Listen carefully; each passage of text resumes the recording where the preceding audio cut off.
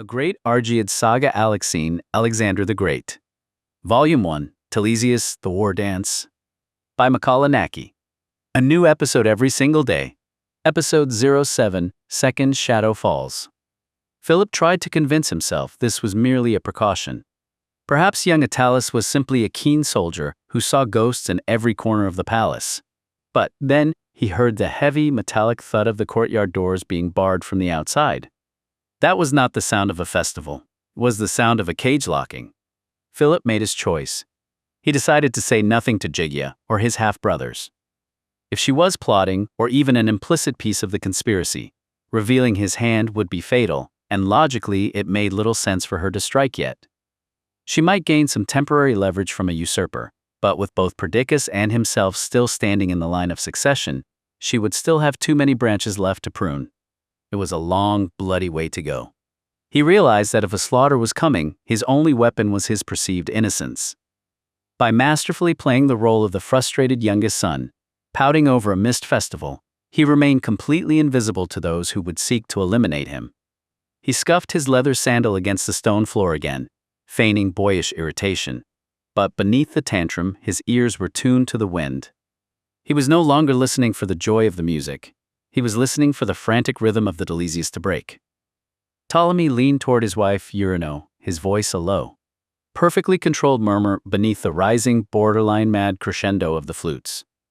"My love, come with me. The air in here grows hot. Too many bodies, too much unwatered wine, too much excitement. Let us take the fresh air on the terrace." Beneath his flawless courtier's mask, his internal acceleration was reaching a fever pitch. The oppressive heat of the hall, the rhythmic, thunderous slamming of bronze shields, and the flashes of mock spears and heavy knives made his tactical calculations rush through his mind like a torrent. To kill, or to be killed by this boy. The equation had narrowed to an absolute point. Ptolemy had spent years working directly alongside the late King Amyntas III, bleeding and scheming, just to keep this multifaceted, fractured kingdom barely stitched together. They had engineered a fragile survival, slowly laying the groundwork for Macedonia to finally thrive. And now, this young, desperately ambitious, light-headed fool, immature, reckless, and utterly blind to the brutal realities of international statecraft, had pushed the realm to the point of no return. Alexander II was laughing and enthusiastically leaping through the steps of the Telesias, completely unaware that his so-called war dance was merely a prelude to total, systemic self-destruction. His southern madness was going to drag the court, the generals, the vanguard, and every single citizen down into an abyss to be utterly annihilated by the fangs closing in from all four corners of the world. To live or to die, the dice were terrifyingly hard to throw. But if throwing the dice was the only way to rewrite the narrative and salvage the empire from a teenager's folly, then so be it. Queen Eurydice, standing nearby on the royal dais, felt a sharp tremor of unease ripple through her chest. Her eyes darted across the space, casting a piercing, questioning gaze toward her daughter. In the cold theater of Eurydice's mind, suspicion was a constant guest. She knew that Ptolemy was a master calculator, and she dreaded that he had finally arrived at the ultimate, lethal choice to assassinate her firstborn son. It was a high-stakes gamble, one that she and Arsinoe had desperately begged the young king to reconsider. The Queen Mother wanted to believe that Ptolemy would not resort to killing her firstborn, just to survive and live. Yet, the stark political mathematics remained. If Alexander were to fall, Ptolemy would automatically become the regent over her second son, Perdiccas, for certain. Giving away her daughter Arsinoe's hand to Ptolemy in marriage had been a massive dice roll, a calculated maneuver to prevent a total court breakdown by binding Ptolemy firmly to their side as a brother-in-law to the king. But at this point, Alexander's reckless decisions had pushed the domestic situation dangerously close to being beyond repair. It had become a balancing act of life and death. Either her son lived or Ptolemy was forced to strike to save himself and take the regency. Eurydice could only hope that Arsinoe would act as the anchor, holding this incredibly fragile balance together to save the moment. Arsinoe, sensing an unspoken urgency in Ptolemy's tone, though not fully knowing the dark tactical storm steering in her husband's mind, nodded subtly. Ptolemy escorted her through the pressing, drunken throng with an air of solicitous, protective concern, doing his utmost to conceal the tremor of high anxiety and the pounding blood rushing through his veins. The moment they stepped out of the suffocating heat of the grand hall and into the cooler, crisp night air of the courtyard, they walked a short distance away from the royal banquet room to find a space where they could situate themselves. Sitting quietly, Ptolemy took a deep, deliberate breath to steady his frayed nerves. Behind them, the thunderous rhythm of the Telesias war dance echoed from a distance like a phantom echo. He calmly took another deep breath and said, "My queen, Eurydice." "Yes?" "You seem utterly anxious," Eurydice replied, turning her sharp eyes to him. "What is in your mind? What is the trouble you are calculating? Do you know the rumor running through the galleries?" Ptolemy asked, his voice low. "The whisper that your brother Alexander is planning to systematically execute the members of the court who are aligned against him? And that at the very top of his list is me." "What absolute nonsense," Eurydice countered gently. "Why would my brother Alexander do such a thing? You are the very individual who kept this royal house alive and surviving during my father Amindas's time.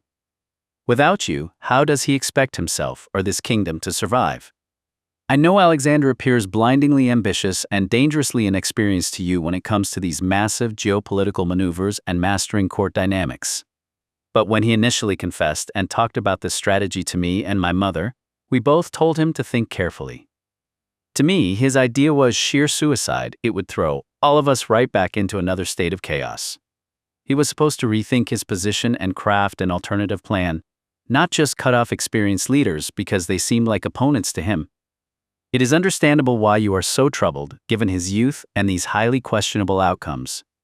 As she spoke, her husband's mind rapidly re-evaluated his agenda. Her brilliant insight opened a new path in his thoughts, a way to navigate the crisis without the necessity of royal bloodshed. If he were to kill her brother the king, it would frame him as the ultimate villain against the Argead bloodline. The public and the surrounding nations of Hellas would look at the coup and misinterpret it, viewing him as a treacherous opportunist who claimed the regency over young Perdiccas simply to satisfy his own ego and act as a puppeteer. "I do not want to die, Eurydice," Ptolemy admitted, a rare note of raw honesty slipping past his courtier's mask. "I have no desire to be executed by your brother." "Do not worry," Eurydice said softly, a warm, reassuring smile touching her lips as she reached out to ease his profound anxiety. "Your worries have simply gone too far because of the rumors running wild through the court right now. I know everyone is talking about it, letting their imaginations spread like a wildfire. Trust me, Ptolemy." Her words comforted him a little, calming the immediate panic, but the terrifying reality of the young king's agenda was far too entrenched to be banished from his mind completely. The tactical calculation kept spinning in his thoughts. If Alexander still intended to execute his purge, then a counterstroke was the only logical recourse. Under the crushing weight of the secret, Ptolemy came dangerously close to confessing his ultimate decision to Eurydice, to tell her that assassinating her brother, the king, was not an act of malice, but a desperate necessity to save his own life and preserve this already fractured kingdom. In his analytical mind, taking the regency over young Perdiccas remained the only mathematically viable way to survive, honoring the very state he had bled to protect under King Amyntas III. He opened his mouth to speak the truth, but the words were instantly swallowed by reality. Before he could utter a sound, a sharp, piercing scream tore through the festive din from within the grand hall, shattering the night air. Inside, the Telesias war dance had reached its absolute peak.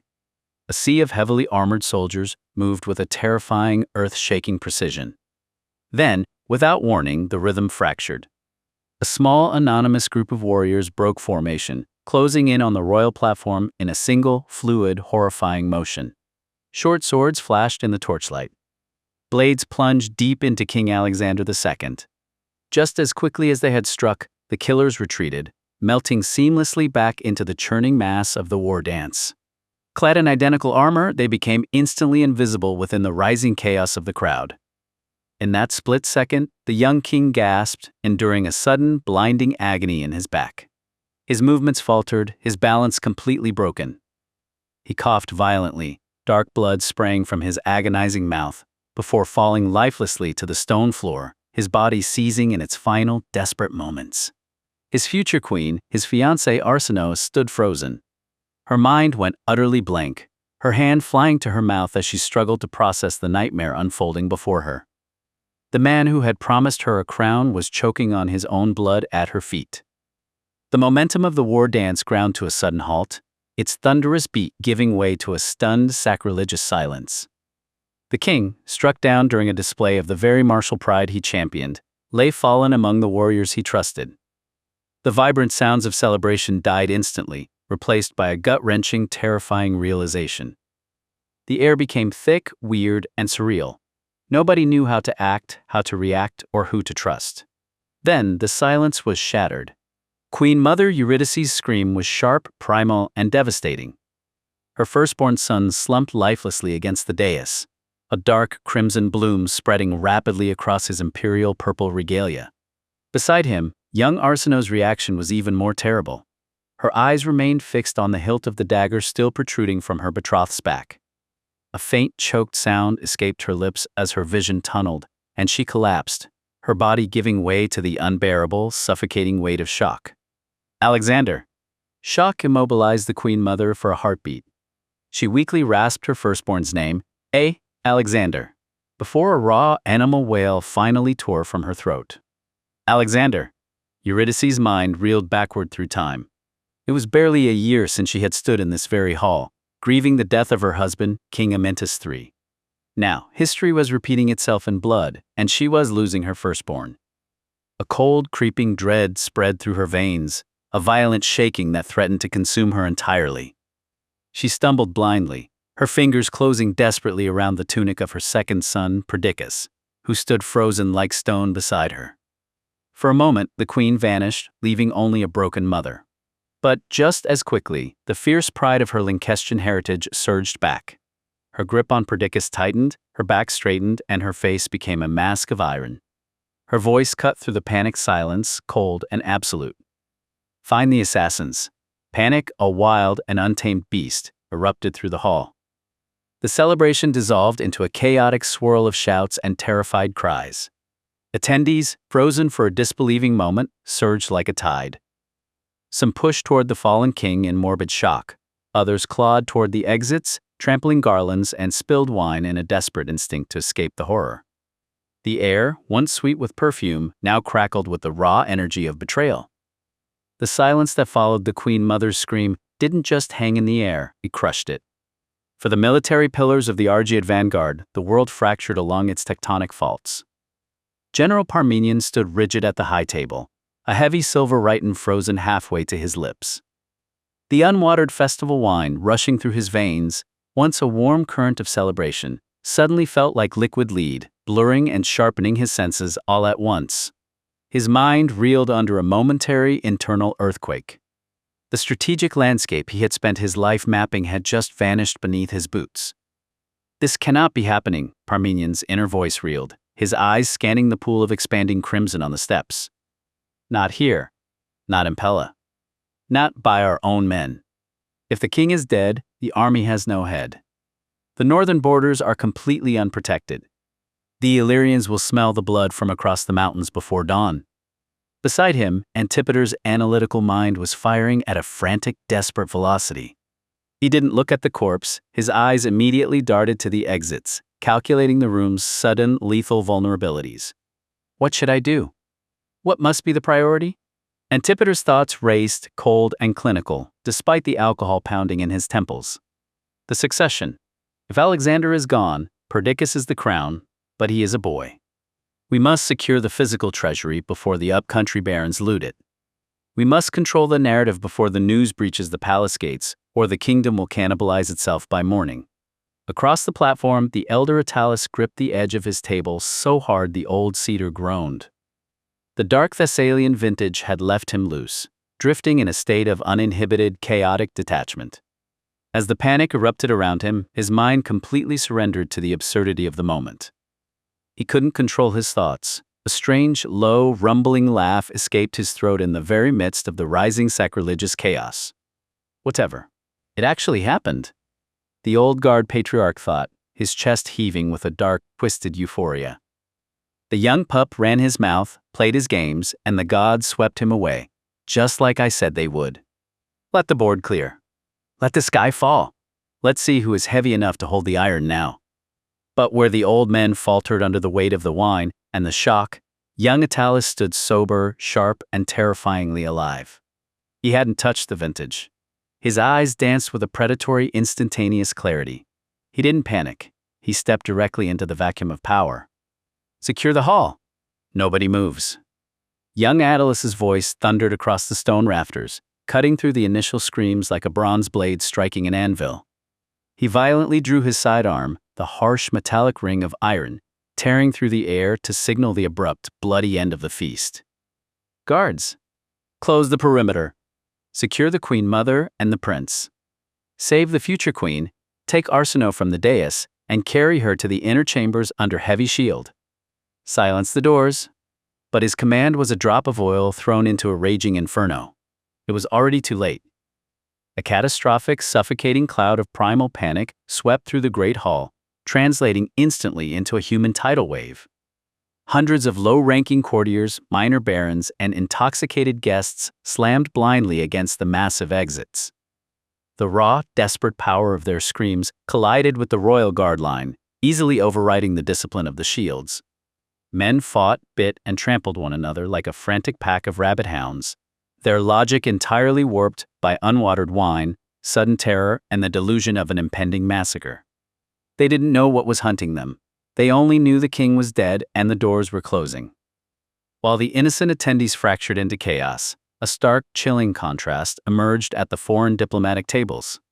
Here, the air was dead silent. A collective, breathless gasp tore through the international delegations as the entire geopolitical gravity of the Hellenic world violently shifted in a single microsecond. Men who had been drowning in luxury moments prior were brutally slapped back into reality, their wine-soaked brains spinning to map the fallout of the regicide. At the Theban table, Ismenias didn't move a single muscle. Beneath his stony, impenetrable exterior, his heart flared with a cold, triumphant fire. He ignored the screaming bodies trampling the tables around him. It has come, Ismenias calculated, his eyes locking onto the frozen, trembling form of young Prince Perdiccas. The boy king's desperate theater has ended in his own blood. Pella is a corpse. I must get word to Pelopidas tonight, no, within the hour. The heavy columns must march immediately across the Axios. While these Macedonian dogs butcher one another for the scraps of the scepter, Thebes will dictate the terms of the new world from the smoking ruins of their palace. A few paces away, the Athenian envoy stared at the bleeding king, his face translucent, his hands shaking violently as he gripped the hem of his fine wool cloak. His mind spun in a surreal web of intellectual detachment. Is this actually happening? The Athenian's thoughts raced, a hysterical philosophical edge cutting through his terror. Is this the grand divine comedy we secretly laughed about and prayed to see in our private assemblies? The arrogant Argead vanguard cut down in the center of their proudest, most sacred war dance? It is a masterpiece of tragedy written by Euripides himself. The north will burn and Athens will reclaim her maritime colonies on the waves of the chaos it brings. In the dark corners of the hall, the shadows themselves began to calculate. Carinus, the secret agent of Pausanias the Pretender, backed slowly into the deep, flickering shadow of a massive limestone pillar. His hand didn't just rest on his dagger. His fingers rhythmically tapped the hilt, a precise metronomic count that matched the exact moment the dancers had broken formation. His serious, mechanical focus had hardened into the terrifying satisfaction of a spider watching a web snap perfectly into place. The micro comma, second the shield line, opened on the left flank, Carinus calculated internally. His eyes shifting from the king's pooling blood to the exact point in the rafters where his own coin had changed hands 2 nights ago. The vacuum is open, precisely as we mapped it. The boy king didn't even make it past the first watch. It's a pity about the mess, but the timing was immaculate. I must slip through the human tide before young Attalus seals the inner gates and counts the missing blades. My master Pausanias is already sitting on his horse in the northern foothills, waiting for the signal fire I was born to light tonight. With the Argead vanguard paralyzed by their own unwatered wine and sudden shock, 3,000 mercenary spears will march straight into the hearth of Pella without drawing a breath. The throne was paid for in gold. It will be occupied by its true master by dawn. Not far away, a burly, low-born handler, a spy sent by Bartolus, the ancient Illyrian king, stared at the blood-slicked dais with a savage, calculating grin. He subtly wiped a streak of dark grease from his knuckles onto his coarse wool tunic, his thumb tracing the jagged edge of an Illyrian curve-bladed knife hidden beneath his cloak. He didn't care about the succession. He cared about the perimeter, his eyes lingering on the identical armor of the assassins who had melted so flawlessly back into the ranks. The choreography had gone exactly as rehearsed. The old man will feast on this news, the Illyrian thought, a low, guttural chuckle vibrating in his chest as he eyed the precise, deep entry wounds on the king's back. Alexander II thought he could secure his borders with a theatrical dance and empty boasts. He never suspected that the wolves were already dancing in his own house, wearing his own steel. Now the lowland barons will draw their iron against the upcountry lords to claim a cursed crown. While Pella bleeds from the very wounds we open from within, Bartolus will unleash the horde. We didn't just kill a king tonight, we broke the spine of an empire. We will redraw the borders of Macedonia in ash. Sitting at the edge of the regional tables, the emissary from Alexander of Pherae, the tyrant of Thessaly, let out a breath he hadn't realized he was holding. The constant, suffocating threat of Macedonian intervention in the south had just evaporated. The tyrant lives and the king dies, the Thessalian calculated, his eyes fixed on the weeping Arsinoe as she was dragged away. Alexander II thought he could march his vanguard south and check our ambitions. Now, his successor will be lucky to keep his head on his shoulders. Thessaly belongs to Pherae completely. The southern advance is dead. Even within the domestic factions, the fracture lines broke wide open. The representatives of the Lyncestian faction, the hyper-ambitious, independent mountain lords of Upper Macedonia, exchanged rapid, sharp glances across their platters.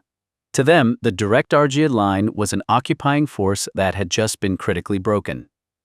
Our chains are broken, the Lyncestian lord thought, his hands subtly signaling his bodyguards to cluster tightly around him. Eurydice's line is weak. Her eldest is meat on the floor, her second is a boy who looks ready to weep. Why should the highlands bow to a broken house in Pella? We must break away before the regent claims the throne, or find a claimant who remembers the honor of the mountains. Suddenly, the massive main doors of the grand hall slammed shut with a deafening, iron-shattering clang. The iron bars dropped into place, sealing the entries. The world outside was gone. The music was dead. The light of the torches flickered against the rising smoke, and inside, the international wolves and the fractured factions of Pella were trapped in the dark with a dead king, a terrified prince, and the smell of fresh blood.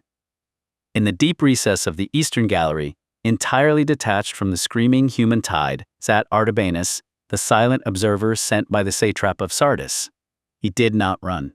He did not gasp.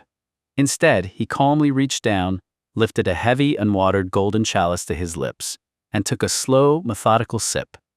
His dark eyes remained fixed on the blood pooling around the Argead crown, reflecting the flickering torchlight like a sea of miniature gold derricks.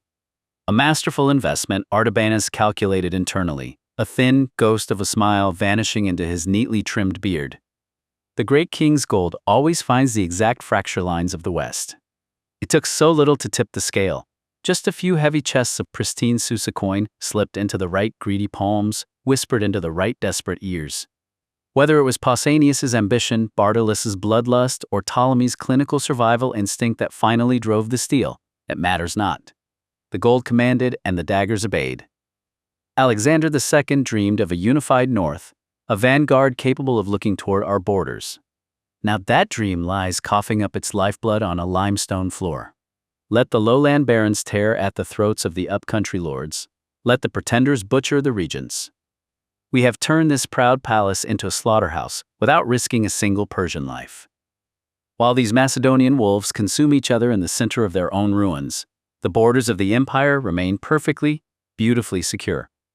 Out in the cool isolation of the courtyard, the fragile peace was violently torn to shreds. First came Arsinoe's sharp, suffocating gasp, followed instantly by the Queen Mother's raw, primal wail. A devastating roar that was immediately swallowed by the thunderous, panicked upheaval of hundreds of voices within the hall.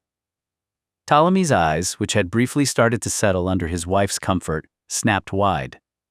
The anxiety that had just been rattling his veins vanished, replaced instantly by a cold, brilliant, and terrifyingly analytical light. The hesitation was gone. The board had shattered, and his time had just arrived. He turned to his pale, visibly frightened wife, his demeanor shifting in a single micro-negative second. His voice was now iron firm, completely stripped of his previous solicitous, comforting tone. "Stay here with the guards," Ptolemy commanded, his words dropping like heavy weights. "Bar the gates behind me. Ensure your safety above all else."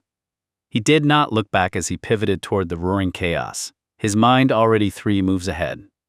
Within the secluded garden, the subterranean thrum of the Telesias war dance fractured into an unrecognizable din of clashing bronze and screaming men. Philip's head snapped up, his entire body going rigid as an iron spike. The boyish mask of petulant frustration he had been wearing evaporated in a single heartbeat.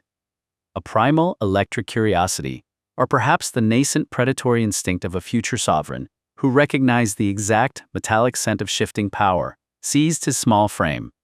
Before Argead could even open her mouth to utter a word of warning or command her grown sons to tackle him, Philip was already in explosive motion, his sandaled feet tearing across the stone toward the mouth of the storm. "What was that?" he demanded, the words tearing from his throat as he threw himself toward the arched exit. No. No. This cannot be happening. Has the shadow truly taken Alexander?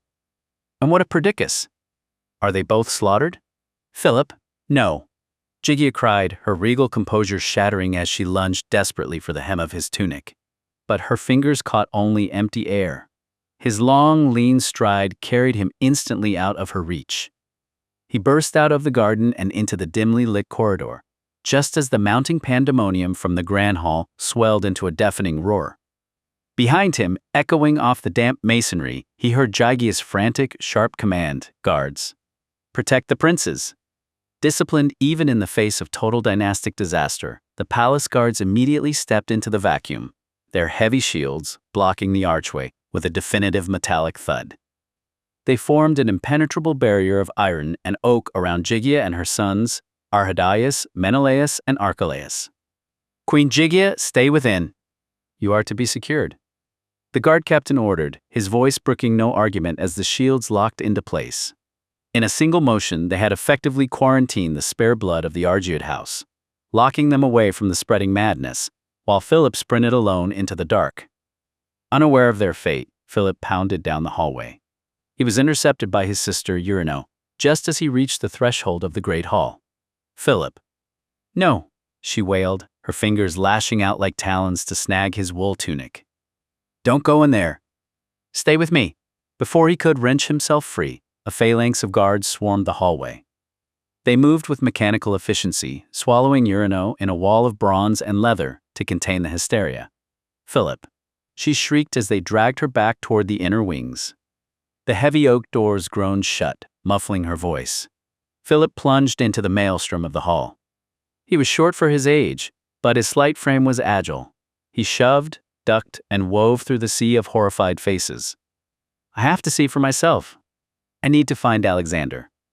I must get to Perdiccas. And my mother, where is she?" Then, slicing clean through the screaming panic like a cold scalpel, a single figure moved. It was Ptolemy. Returning from the quiet of the courtyard, an unnerving, absolute calm radiated from his posture. He carried himself not with malice, but with a sudden, terrible authority, the only man in the entire hall untouched by the paralyzing terror.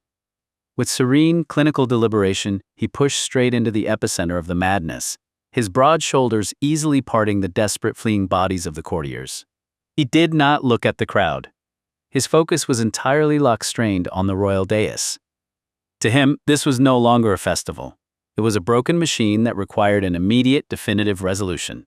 Step by step, with the steady pace of a seasoned general clearing a battlefield, he advanced toward the throne to inspect the damage, assess the vacuum, and ensure the young king's breathing had permanently stopped. Philip, wedged between 2 larger men, watched, mesmerized, as Ptolemy reached the blood-splashed platform. He knelt briefly beside the slumped form of King Alexander II. There was a flicker of assessment in his eyes, not grief. He confirmed the deed.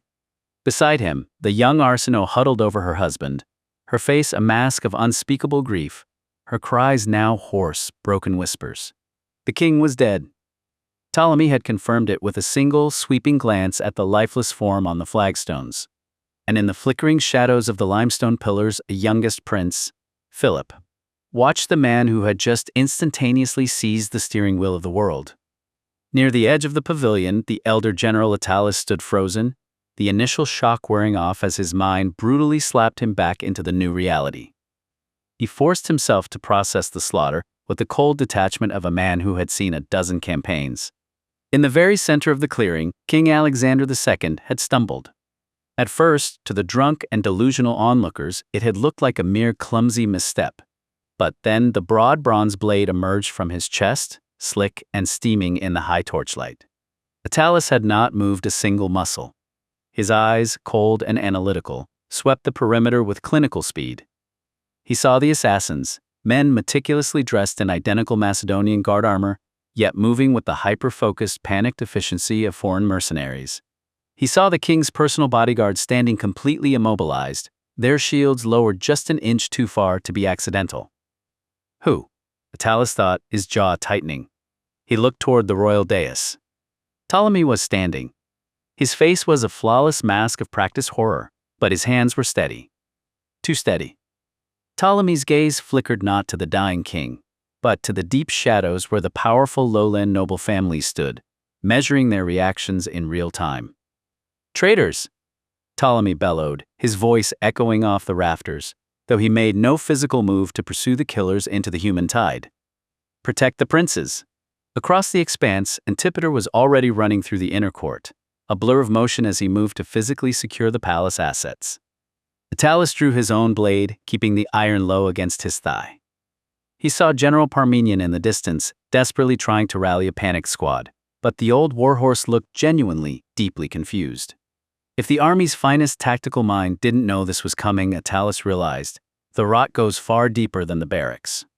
He looked down at the dark blood pooling in the dust. Alexander II had been young, arrogant, and reckless, but he was an Argead.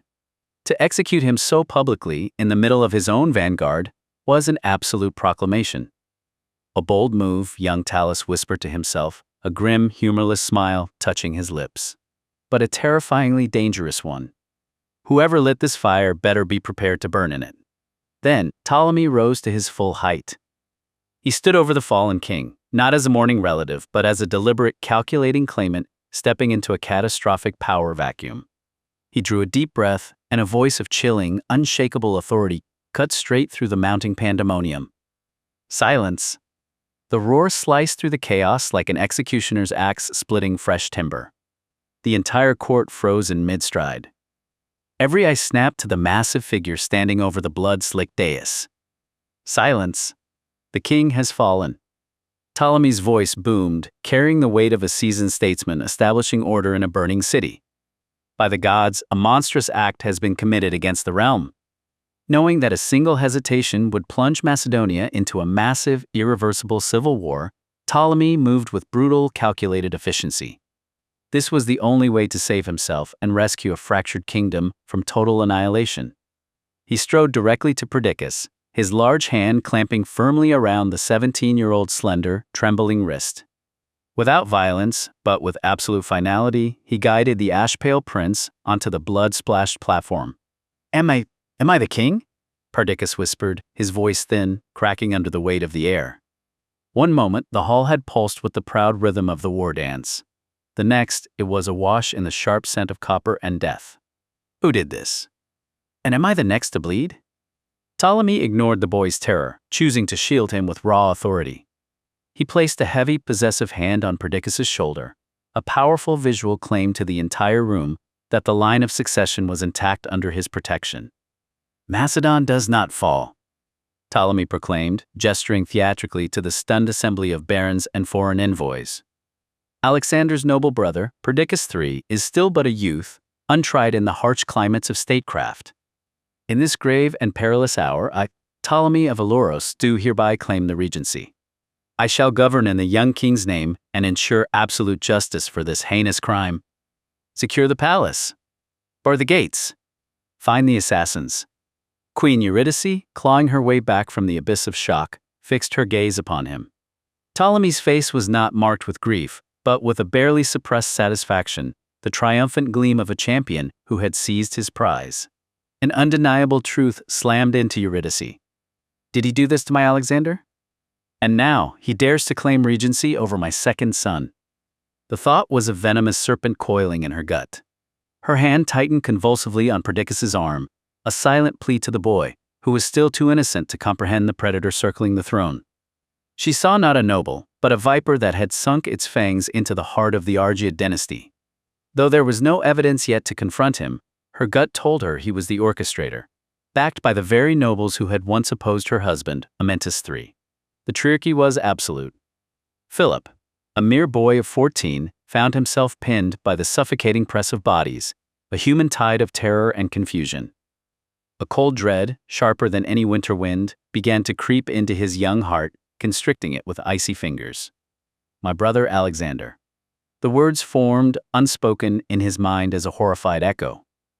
He had witnessed it through the forest of pillars, the sudden lurch, the glint of steel, the horrifying collapse of the Argead sun. Why? Who did this?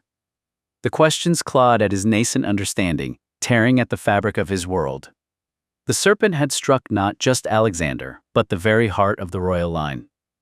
Philip realized with a chilling clarity that if such a thing could happen to the king, his eldest brother, then his own life, once seemingly secure, now hung by the thinnest of threads. Just as the terrifying reality took hold in his mind, a force as powerful as the chaos itself hit him. It was his mother, Queen Eurydice. Her face was a mask of grief and fierce, primal rage. She rushed to him, her arms wrapping around him with a desperate strength that belied her trembling frame. She held him not just as a mother holds a child, but as a queen clings to her last, fragile hope. In her heart, she was already a wounded lioness. She had just lost her firstborn, the king she had given birth to and groomed for the throne.